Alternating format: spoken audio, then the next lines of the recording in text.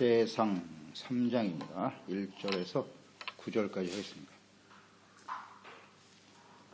역대상 3장 1절에서 9절까지 되겠습니다. 다윗이 헤브론에서 낳은 아들들은 이러하니 맏아들은 암논이라 이스루엘 여인 아히노임의 소생이요 둘째는 다니엘이라 갈멜 여인 아비가일의 소생이요 셋째는 압살롬이라 구술왕 달메의 딸 마아가의 아들이요 넷째는 아도니아라 학기스의 아들이요 다섯째는 스바데아라 아비달의 소생이요 여섯째는 이드로암이라 다윗의 아내 에글라의 소생이니 이 여섯은 헤브론에서 나왔더라.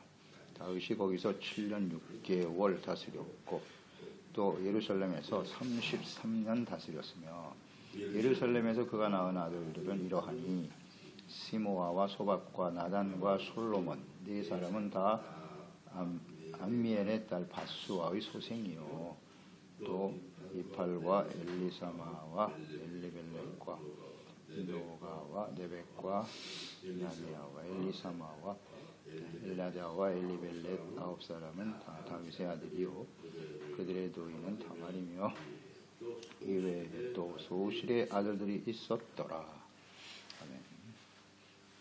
하나님의 뜻을 계승할 사람들 구속사죠. 하나님의 뜻은 구속사입니다. 구원받아 하나님의 다스림을 받으며 살다가 하나님의 나라를 이루는 거죠. 이게 아버지의 뜻이에요. 나는 너의 하나님이 되고 너희는 내 백성과 자녀가 되리라. 이게 하나님 뜻입니다. 하나님께서 아담을 지으셨고 또 하나님이 친히 다스리시고 그의 거룩한 백성, 순종하는 하나님의 백성들이 되어 하나님과 함께 살아가는 단순 명료하죠. 이게 하나님의 뜻이에요. 그렇게 하기 위해서 이 지구를 세상을 아름답게 만드셨고 모든 것을 복되게 만드셨는데 문제는 이 하나님의 원대한 계획이 인간의 교만과 악함으로 인해서 깨어지고 말았죠. 이 구원의 계획, 하나님의 뜻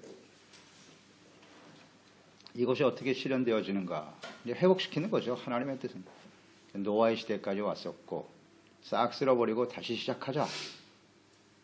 그래서 노아에서 아브라함까지 왔습니다. 그때도 실현되지 못함을 보시고 아브라함을 택하여 불러내신 거죠. 내가 너로 큰 민족을 이룰 거야. 그 민족이라고 하는 것은 그 사람이 뭐 출세하고 유명한 사람이 되는 게 문제가 아니라 하나님이 다스리시는 하나님과 함께하는 나라, 그 나라 백성을 의미하는 거예요. 그리고 너희를 통해서 모든 사람들이 이와 같이 하나님이 사람을 만드신 목적에 합당한 그런 세상을 만들고 싶다. 그게 하나님 뜻이죠. 뭐 간단하죠. 그런데 역시 그것도 쉽게 이어지지 않습니다. 아브라함, 이삭, 그 아들 야곱, 에서가 아닌 야곱이었다. 12 아들 중에 유다를 통해서 하나님의 언약이 이어져 가죠. 그러니까 이 하나님의 뜻이 어떻게 흘러가는가를 우리는 잘 주목해야 돼요. 그 많은 유다의 자손 중에서 하나님께서 다윗에게 머물렀더라. 다윗으로 이어지는 거죠. 이제 유다의 후손 중에서. 그래서 이제 오늘 본문에 다윗의 가계가 나옵니다. 그의 아들, 딸들이 기록이 돼 있죠.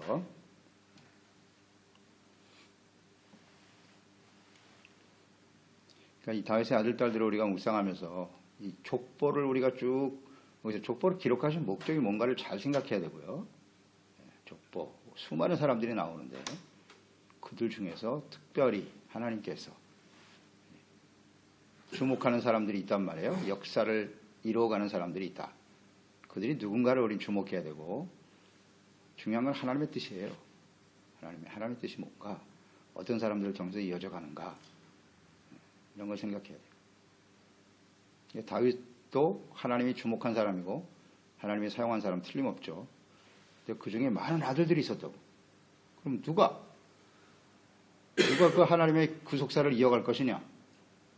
여기에 초점이 있는 거예요. 그게 하나님의 초점이고 또 다윗의 초점이었던 거죠. 이게 딱 맞아 떠들어져서 솔로몬이 왕이 되어 전성기의 꽃을 피우게 되는 겁니다.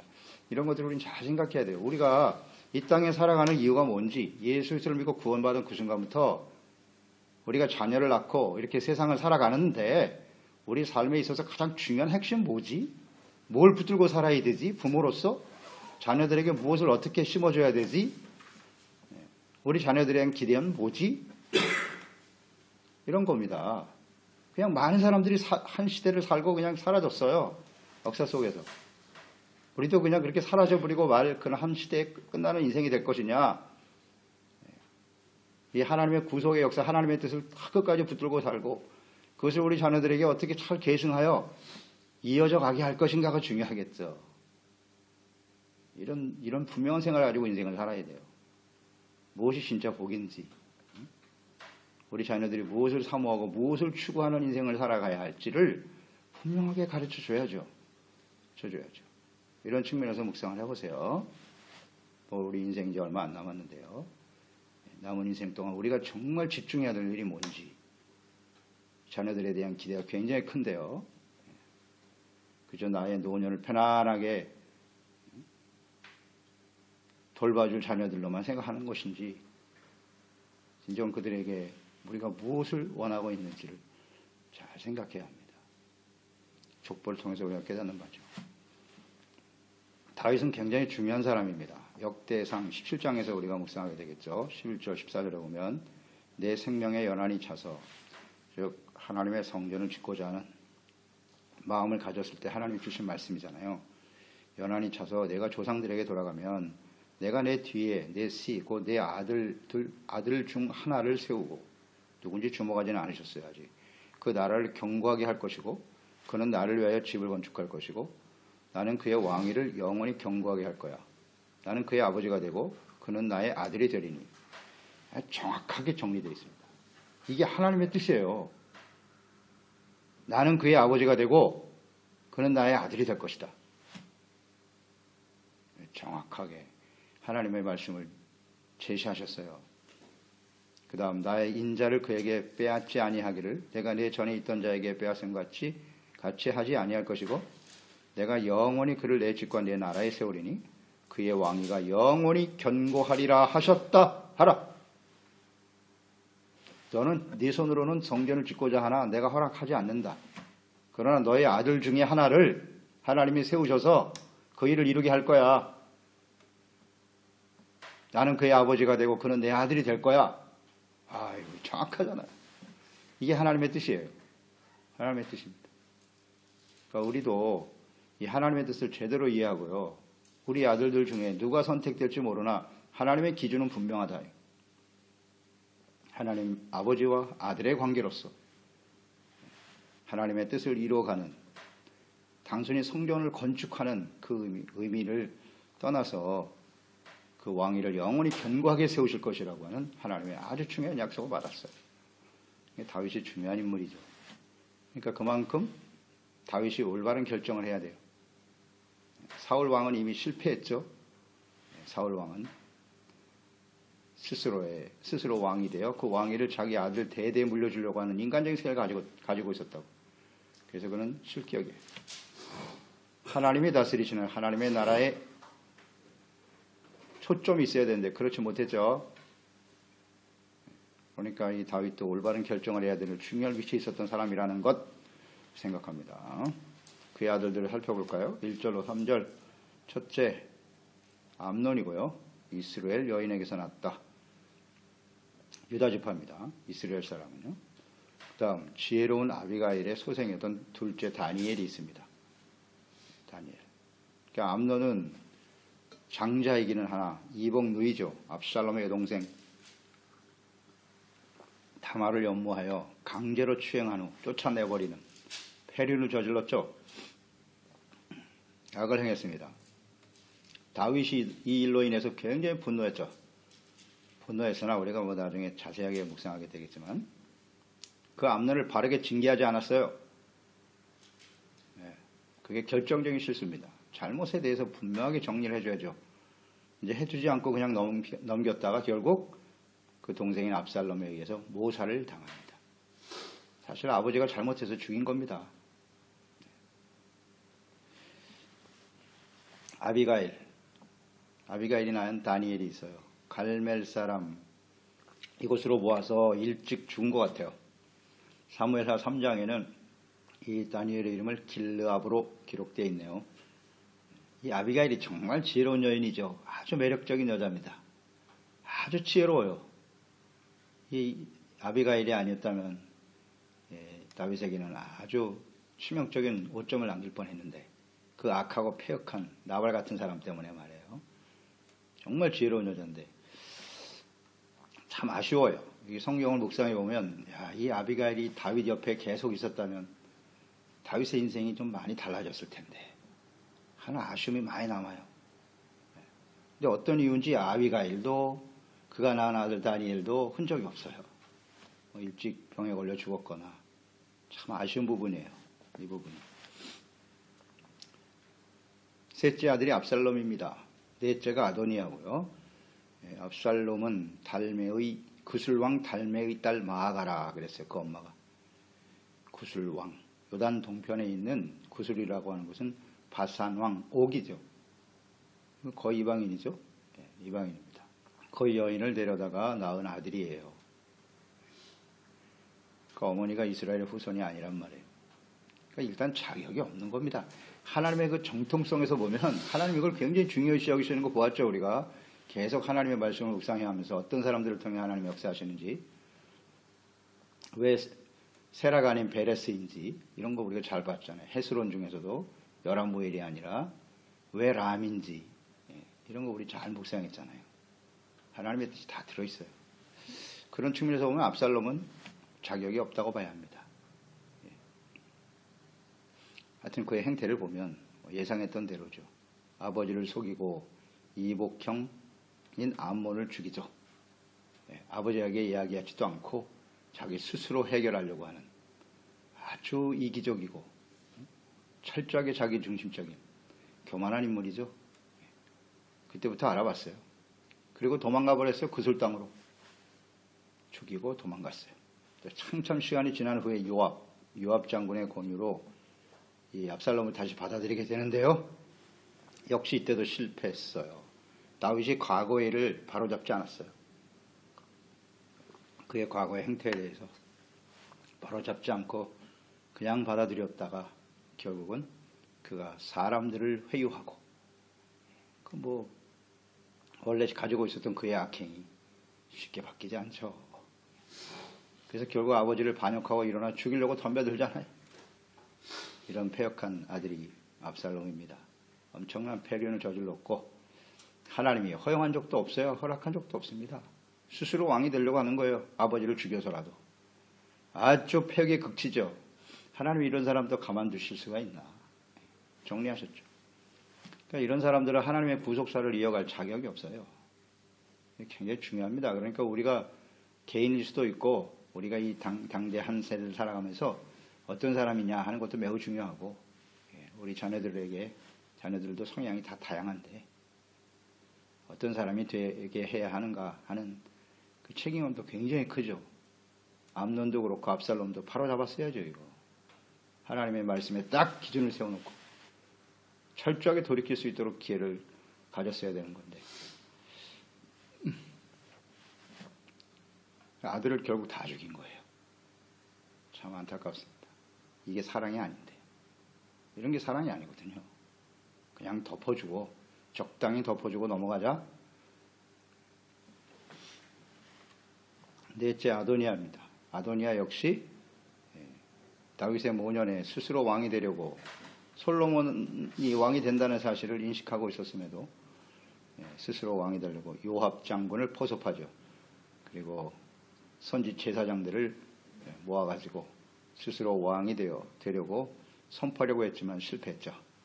실패했어요. 다섯째 스바랴와 이드르암은 더 이상 기록이 없습니다.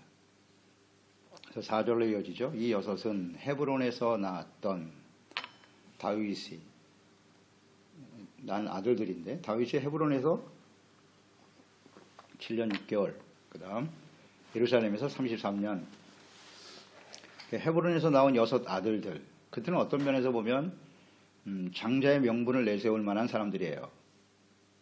장자. 우리가 장자다. 그래서 아마 이 압살롬도 이 암논을 죽이려고 했던 가장 중요한 목적 중에 하나가 저 암논이 장남인데 저걸 제거시켜야 내가 왕위를 이어받을 수 있겠지. 이런 생각을 했을 거예요. 아버지도 죽이려고 했던 사람인데 뭐. 그 내면이 들여다 보이잖아요. 자기 동생 하나 추행했다고 해서 형을 죽입니까? 자기가 왕이 되려고 하는 욕심 때문에 형을 죽인 거예요. 그 명분을 삼아서. 이 압살롬의 성향이죠 뭐.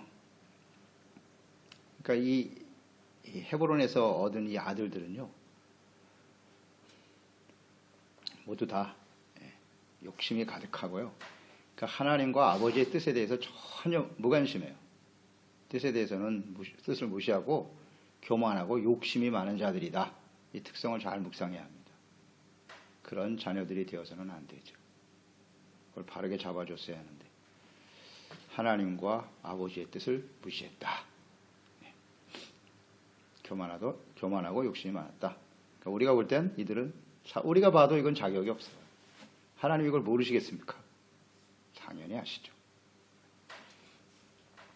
5절에 보면 예루살렘에서 그가 낳은 아들들은 이러하니 시므와 소밥, 나단, 솔로몬 네 사람인데 암미엘의 딸 바수아의 소생이라. 바수아는 바세바입니다.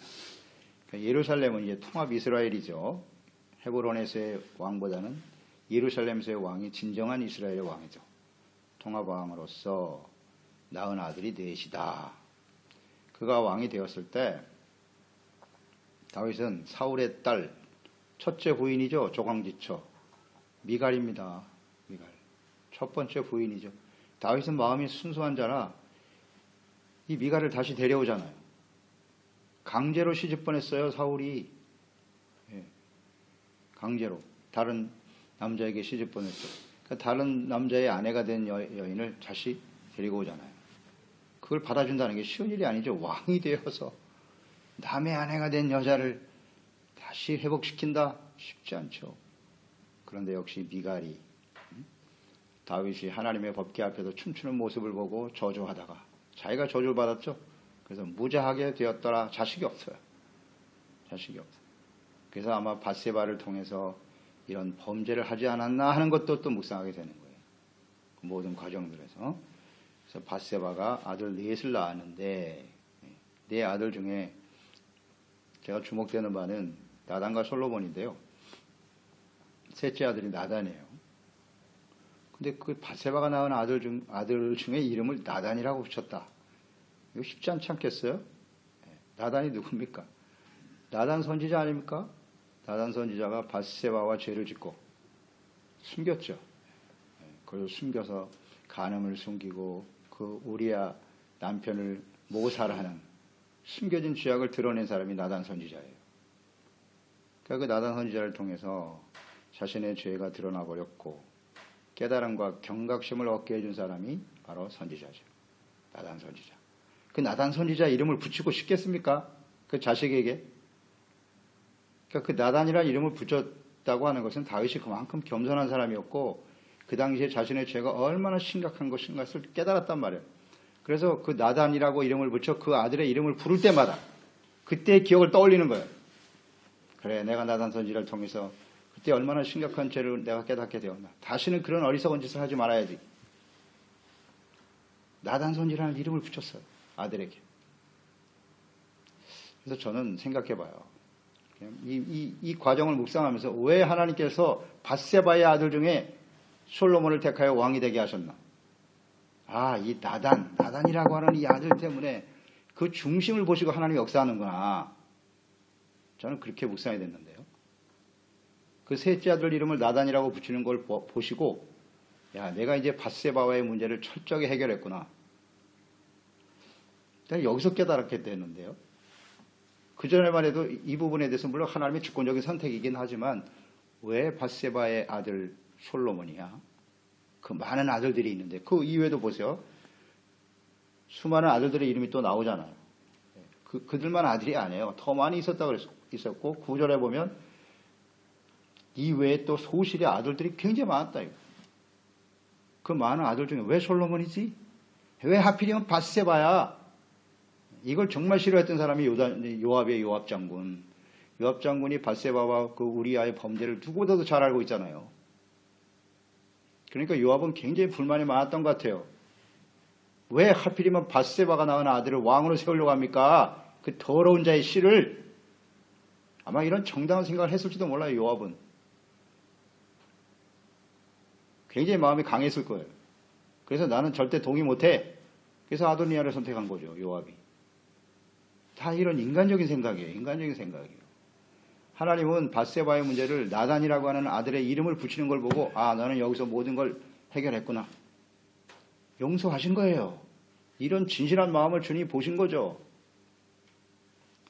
우리는 이런 걸 잘 묵상하면서요. 사람들을 너무 과거의 일, 물론 정리를 해야 되지만 회개하고 진심으로 돌이킨 것에 대해서는 다시는 기억하지 않는 이것이 필요하다. 그게 하나님의 마음이 아니겠는가 하는 것을 묵상해봐요. 진실로 회개하고 돌이켰다. 이 나단이 굉장히 중요한 위치에 있다. 저는 그렇게 봅니다. 어떻게 이 나단 선지자 이름을 아들의 이름에 붙입니까? 다윗의 마음이 느껴졌어요. 하나님도 그 마음을 아셨구나. 어떻게 보면 솔로몬 막내입니다. 막내인데 그 솔로몬에게 왕위를 계승했다. 하나님의 뜻을 알고 있었기 때문이에요. 사무엘하 12장 24절 25절에 보면 다윗이 그의 아내 밧세바를 위로하고 그에게 들어가 첫 번째 잉태한 아들이 죽었죠. 자녀가 죽었습니다. 그때 그와 동치만이 그가 아들을 낳음에 그의 이름을 솔로몬이라 하니라. 네, 이렇게 나와 있는데요. 여호와께서 그를 사랑하사 이렇게 돼 있어요. 솔로몬을 사랑했다고. 선지자 나단을 보내 그의 이름을 여디디아라 하시니 이런 여호와께서 사랑하셨기 때문이었더라. 예, 그러니까 다윗은 알았어요. 그 아들 솔로몬이 하나님의 사랑을 받는 아들이라는 거예요. 여디디아. 왕상 3장으로 이어지죠. 3절로 4절에 보면 솔로몬이 여호와를 사랑하고 하나님만 사랑한 게 아니에요. 솔로몬도 하나님을 사랑했어요. 그의 아버지 다윗의 법도를 행하였으나 산당에도 제사하며 분향하더라. 이에 왕이 제사하러 기브온으로 가니 솔로몬이 그의 제단에 1000번제를 드렸다. 하나님의 사랑받는 아들, 또 그도 하나님을 사랑했다. 이게 전부예요. 그가 다윗의 왕위를 이어야 할 중요한 이유. 하나님의 사랑받는 자녀요. 또한 하나님을 사랑했다. 겸손히 하나님을 사랑하고 그분을 경배하고 섬길 줄 아는 사람. 그런 사람이 다윗의 아들 중에 없었다는 거. 비극이죠. 참 안타까워요. 너무나 좋은 위치에서 태어난 사람들 아니에요. 그 아들들 보세요. 다윗의 자녀가 아들이 되다니 이런 영광이 어디 있어요. 그런데 그들은 비참한 죽음을 맞이하고 말아요. 이게 우리에게 무엇을 주냔 말이에요. 어떤 교훈을 줍니까? 우리가 영광스러운 한 다윗과 같은 왕의 가계에서 태어난다는 것도 영광 중에 영광이지만 우리가 누굽니까? 하나님 아버지잖아요. 전능하신 하나님의 자녀가 된다는 건 얼마나 영광스러운 거예요. 그의 하나님의 가계에 우리의 이름이 올라가는 거 아니에요. 놀라운 기적이 일어난 거죠. 그런데 우리는 다윗의 다른 아들과 같이 인생을 마감할 수도 있고 솔로몬과 같이 하나님을 사랑하고 또 주님의 사랑받는 자녀로서 하나님의 구속사, 하나님의 나라와 뜻을 세워가는 일에 이를 계승해가는 그런 인생이 될 수도 있는 것이고 이것이 우리 자녀들에게 자연스럽게 계승되기를 원하노라. 이게 우리 인생 아닌가요? 가장 중요한 화두 아니에요, 이게. 눈앞에 보이는 어떤 현상 그런 건 중요하지 않아요. 그런 게 중요하지 않습니다. 어떻게 나를 통해서 우리 자녀들을 통해서 진정 하나님을 사랑하고 경외하며 주님의 다스림을 받는 하나님의 나라의 거룩한 백성으로 살다가 많은 사람들이 그 하나님의 나라의 복을 누리며 살아가게 할 것인가. 이 세상에서 얼마나 대단한 사람이 되느냐 중요한 게 아니라 나의 왕위를 계승하여 이 나라를 정치 경제적으로 어떻게 부흥시키고 이런 게 중요한 게 아니고요. 하나님의 관심은 거기에 있지 않아요. 이걸 절대 놓치면 안 돼요. 절대 놓치면 안 돼요. 하나님 아시겠죠? 우리 중심을 보시면 다 아실 테니까요. 그래서 이 마지막까지 우리의 주어진 인생을 정말 흔들림 없이 후회 없는 인생으로 만들어가는 또 이런 하나님의 은혜가 우리 소중한 자녀들의 삶에 실현되기를 기도해 봅니다. 기도하겠습니다. 하나님 아버지, 오늘도 말씀을 통해서 우리가 깨닫는 바입니다. 하나님께서 아담 이후에 노아와 아브라함, 또 그 언약, 하나님의 뜻은 아브라함이 하나님의 다스릴 만한 하나님의 나라를 세우고 많은 사람들이 거룩한 하나님의 백성이 되어 하나님이 주시는 은혜와 축복을 누리며 하나님과 동행하며 살아가는 이 하나님의 나라의 뜻이 이루어지는 것이죠. 나는 너희의 아버지가 되고 너는 내 아들이 되리라. 이게 하나님의 뜻이에요. 저희들이요, 이 땅에 살아가는 동안 가장 우리 인생의 중요한 삶의 우선순위, 삶의 목표가 무엇일까요? 하나님 아버지의 다스림을 받는 거룩한 하나님의 자녀로 살아가는 겁니다. 그리고 우리 소중한 자녀들에게 우리는 무엇을 남겨주어야 할까요? 오직 하나님의 거룩한 자녀로서 하나님의 나라를 바르게 세워가는 일에 이 하나님의 구속사와 하나님의 뜻을 계승해 갈 수 있는 솔로몬과 같은 지혜로운 자녀들이 되기를 간절히 바라는 거죠. 주여, 다윗과 같은 아버지, 솔로몬과 같은 아들, 아마 이스라엘 역사에 가장 바람직하고 본이 되었던 소중한 관계일 텐데 이것이 그 이후의 역사 속에 계속 이루어지지 못하는 것이 참으로 안타깝죠. 주님, 이제 하나님의 아들을 직접 보내셔서 예수 그리스도 안에서 우리가 하나님 아버지와 그 아들로서 바르게 살아가는 저희들이 되어 이 하나님의 놀라우신 은혜와 축복을 우리 자녀 세대, 모든 지체의 자녀들의 삶, 가정의 자녀들의 세대에 계승될 수 있도록 복을 내려 주옵소서. 예수님의 이름으로 기도드리옵나이다. 아멘. 대상 3장입니다.